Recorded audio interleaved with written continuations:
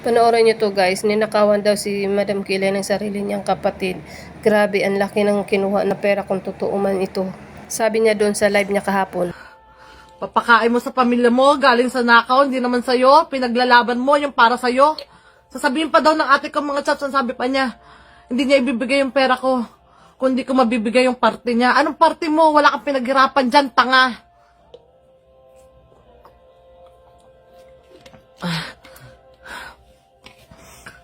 Kanig ka. Ang pangalan ng ate ko, Joy Cubilien. I-search nyo. Para matauhan siya. Lahat ng meron ka, may sasakyan ka, galing sa akin yan. Mga alahas sa suot mo, galing din sa akin yan ah. Lahat yan sa mga kupit mo. Sasabihin mo pa wala ka ninakaw. Makikita ko yung bangko ko. Ang pagkakamali ko lang talaga mga chaps, minangalan ko sa kanya. Nanginginig ako mga chaps. O diba, nakakaawa. Tapos pinangalan pa niya yung bangko niya sa Pilipinas sa kapatid niya.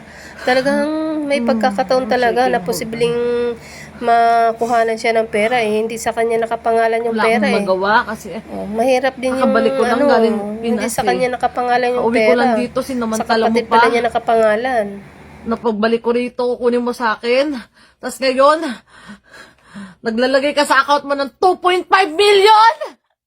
2.5 million, pera ko yon! Bakit kinukuha mo O yun? ayun, Pera narinig ko niyo yun! yan? 2.5 million. Diyos ko, yung nilipat sa 2.5 million? account Pera niya, ko! galing sa account niya, papunta sa account ng kapatid niya. Diyos ko po. So, nag-withdraw ka pa ng 500,000 galing din sa pera Tumataging-ting. ko. Diyos ko po. Wala mukha mo Kahit talaga. ako nun, kung akong nasa kalagayan niya, di ko alam kung anong gagawin ko. Diyos ko po. Kakasabot pa kayo.